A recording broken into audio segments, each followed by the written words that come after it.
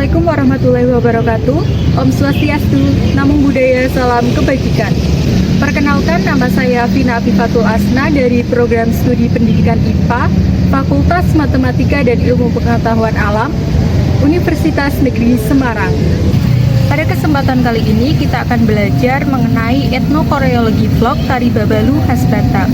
Sebelumnya teman-teman udah tahu belum nih apa itu etnoscience?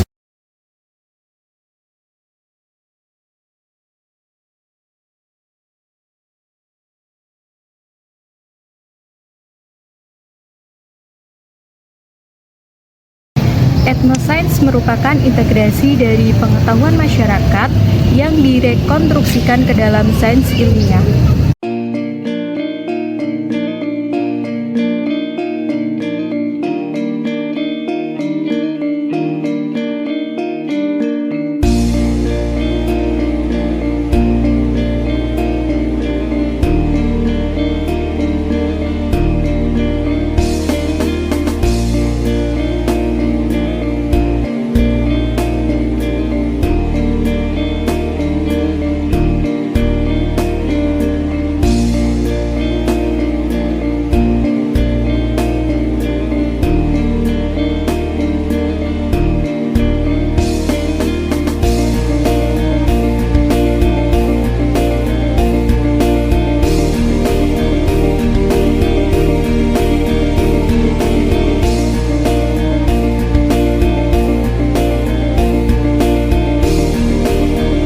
Assalamualaikum warahmatullahi wabarakatuh. Waalaikumsalam warahmatullahi wabarakatuh.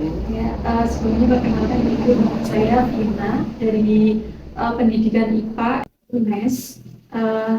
Tujuan saya kesini adalah untuk mewawancarai Ibu untuk mencari tahu tentang tari Babalu. Ya. Mungkin Ibu boleh perkenalan terlebih dahulu. Oh iya. Nama saya Sri Widya Astuti. Saat ini saya berprofesi sebagai pendidik. Mungkin langsung ke pertanyaannya aja ya. Apa sejarah dari tari Babalu itu sendiri, Bu? Sejarah tari Babalu itu, sebenarnya tari Babalu itu menurut sepengetahuan saya adalah tari yang sudah sangat lama di Kabupaten Batang. Mungkin sekitar menurut informasi yang lebih berkompeten itu sekitar tahun 1957. Sudah lama Ya, sudah lama. Untuk nama Babalu sendiri itu apakah ada artinya? Ada. Babalu itu singkatan. Babalu itu aba dulu. Oh, Disingkat Babalu, mungkin supaya lebih mudah, lebih bisa bisa diingat. untuk penarinya sendiri apakah ada kriteria? Kalau dulu karena tari Babalu itu tujuannya adalah untuk mengelabui tentara penjajah, itu ditarikan oleh wanita. Ya, oleh wanita. Tapi sekarang itu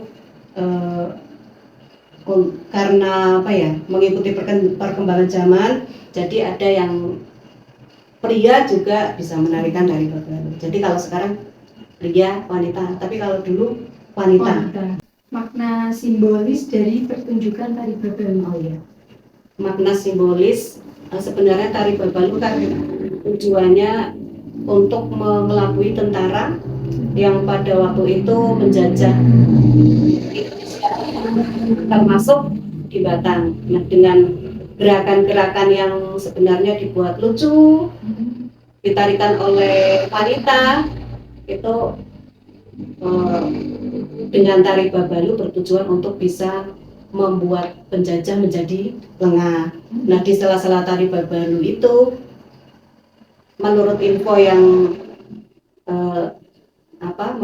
yang saya tahu, itu mereka para penari membawa semacam minuman atau makanan yang diberi ramuan supaya mereka terlena. Kemudian setelah itu mereka ditangkap. Nah, tujuannya adalah supaya kita berhasil memenangkan atau berhasil mengalahkan penjajah, tetapi tidak ada perlawanan fisik atau pertumpahan darah. Perkembangan dari zaman dulu ke zaman sekarang itu bagaimana tari bebalunya itu? Masih dilestarikan atau bagaimana? Kalau dari gerakannya ya, dari gerakannya antara tarian asli yang dulu dengan sekarang itu ada beberapa yang sedikit berbeda. Misalnya kalau sekarang kan tari kreasi itu banyak sekali ya, tari kreasi, jadi tidak luput dari banyaknya tari kreasi, penari-penari atau pencipta tari yang lebih senang berkreasi atau menggarap kembali tarian asli. Itu ada perbedaan walaupun sedikit, itu beberapa sudah muncul, jadi gerakannya seperti itu. Banyak dilestarikan, ya, dilestarikan dengan salah satunya itu ada sanggar-sanggar di Batang, seperti contohnya sanggar Putra Budaya yang saya tahu itu yang secara aktif itu menggiatkan itu kembali, memperkenalkan tari Babalu. Kemudian tari Babalu ditampilkan di acara-acara penting, acara-acara resmi di Kabupaten Batang, kemudian acara-acara resmi di kecamatan di Kabupaten Batang, dan hiburan-hiburan lain, dan juga diperkenalkan di sekolah-sekolah. Ya, saya sendiri juga mengenalkan tari Babalu itu di beberapa sekolah di Kecamatan Bawang. Kemudian mengenalkan tari Babalu di masyarakat atau ibu-ibu gitu. Terutama kalau saya mengenalkan tari Babalu di sekolah-sekolah, ya, di beberapa sekolah, tidak semuanya sih, baik itu SD ataupun SMP atau SMA pernah. Jadi tujuan diperkenalkan ke sekolah-sekolah itu biar kita ini pada tahu ya, generasi sekarang itu tahu bahwa Kabupaten Batang itu punya tarian yang khas, yang bermakna sangat dalam itu, dan bisa ditarikan oleh siapa saja, dan mempunyai gerakan yang menurut saya cukup menarik, cukup atraktif menurut saya. Jadi memang tariannya bagus dan istilahnya enak dilihat. Ngomongin soal gerakan yang tadi katanya cukup unik dan atraktif seperti itu, apakah gerakan dari tari Babalu tersebut memiliki arti, Bu?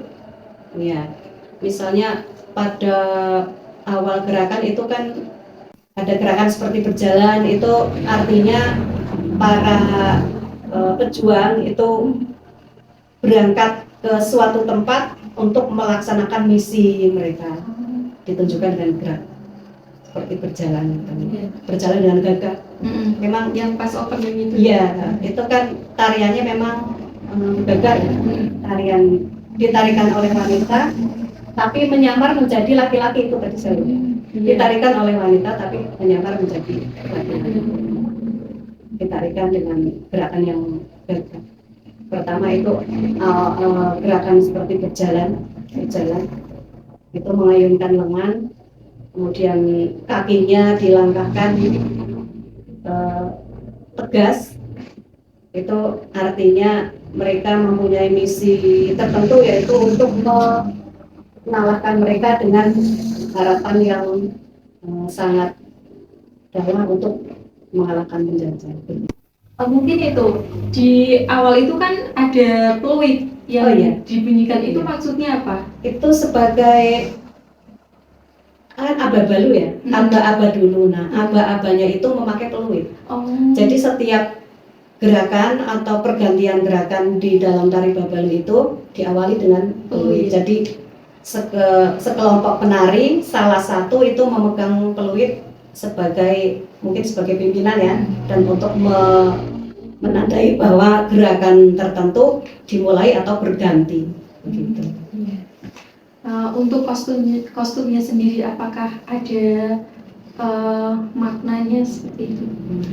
Kalau kostumnya ini kan termasuk sebenarnya tarian khas ya. Iya. Jadi ada semacam pakem untuk kostumnya. Itu ada semacam mustoko. Itu ada semacam mustoko, kemudian baju lengan panjang, terus ada selempangnya, ada ikat pinggang, kemudian ada kaos kaki sampai atas, celana pendek, dan sepatu atau bertelanjang kaki itu. Untuk musiknya itu apakah ada makna tersendiri yang dilontarkan dalam musik tari Babalu itu? Musiknya itu maksud atau tujuannya adalah memberikan suatu suguhan kepada penjajah yang mau dikalahkan dengan musik-musik yang sedemikian menarik, demikian unik, sehingga menimbulkan perasaan kepada mereka, kepada penjajah itu untuk ikut menikmati, ikut merasakan dan terbawa oleh musik itu. Jadi tujuannya ya selain dari gerakannya, musiknya yaitu untuk membuat mereka terlena dengan musik tersebut, dengan tari dan musiknya. Apakah ada itu perbedaan antara musik dari tari Babalu dan dengan tari-tari yang lain? Kalau musik tari Babalu itu kan yang saya tahu terbang ya.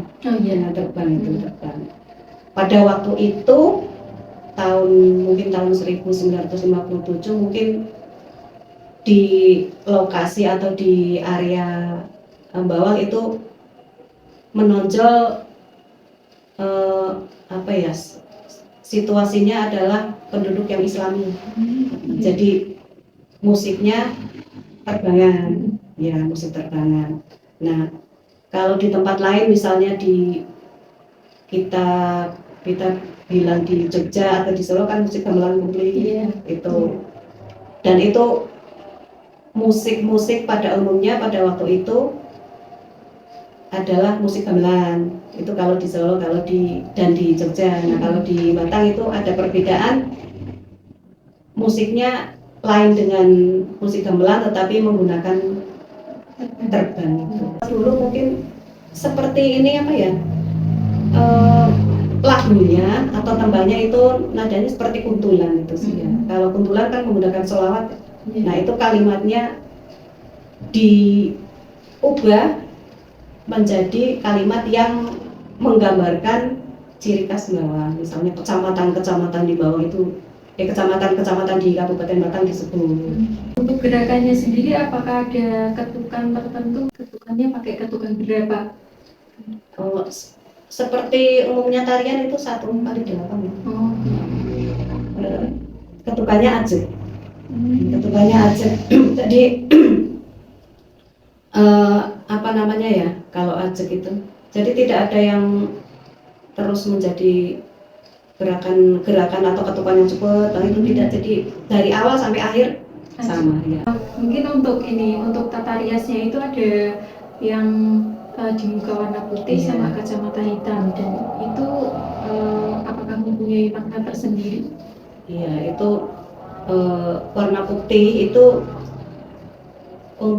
tujuannya untuk supaya tidak seperti menyamar gitu. Jadi mereka penjajah tidak mengenali siapa yang ada di hadapannya. Jadi mereka melakukan strategi, melakukan siasat itu dengan tidak diketahui sebenarnya siapa orangnya yang menyerang. Jadi mereka menutupinya dengan semacam warna putih di wajah supaya tidak dikenali sebenarnya, supaya mereka aman lah begitu. Iya, tadi sempat dibilang juga kalau tari Babalu zaman dulu kan yang nari wanita tapi nyamar jadi pria, mungkin tujuannya itu ya? Iya, seperti itu. Ada kacamata hitamnya itu untuk lebih menarik perhatian mereka. Jadi mereka benar-benar fokus kepada tarian dan penari-penarinya itu pada akhirnya bisa mengelabui mereka. Pola gerakannya sendiri bagaimana ya Bu? Sama arti dari gerakan tersebut. Iya, tadi pada awal kan sudah saya jelaskan ada gerakan berjalan dengan gagah. Itu ada gerakan berjalan dan gagah seolah menandakan bahwa siap berperang, walaupun tidak benar-benar berperang. Siap berperang. Kemudian ada juga gerakan membungkuk, kemudian gerakan berdiri lagi, membungkuk lagi, berdiri lagi. Itu juga sama, gerakannya dibuat unik agar mereka tertarik. Terus ada gerakan duduk, salah satunya seperti begini, ada ini. Itu seolah-olah melihat sekeliling, kan artinya ini namanya ulap-ulap ya, ulap-ulap. Jadi ini lihat ke kanan, lihat ke kiri, lihat ke kanan, itu seolah-olah mengawasi kanan kiri kalau ada sesuatu yang membuat penari-penari tidak aman. Kemudian ada juga gerakan silat. Gerakan silat itu tentu saja gerakannya kan juga sama, menggambarkan bahwa mereka dengan gerakan silat itu siap melawan penjajah pada waktu itu. Kemudian gerakan silat kan seperti kita katakan gerakan silat seperti itu ya, gagah, tegas. Itu ada maknanya, yaitu bahwa apa yang mereka laksanakan, apa yang mereka lakukan, berharap bahwa dengan gerakan-gerakan yang gagah itulah semangat mereka untuk mengalahkan penjajah. Begitu. Mungkin cukup sekian yang dapat saya berikan kepada Ibu. Kurang lebihnya mohon maaf. Terima kasih sekali atas waktu yang sudah diberikan. Assalamualaikum warahmatullahi wabarakatuh. Siwa bangun ora lega ora lilo suka pademang mlaku mekleng pademang mlaku mekleng pademang mlaku mekleng pademang mlaku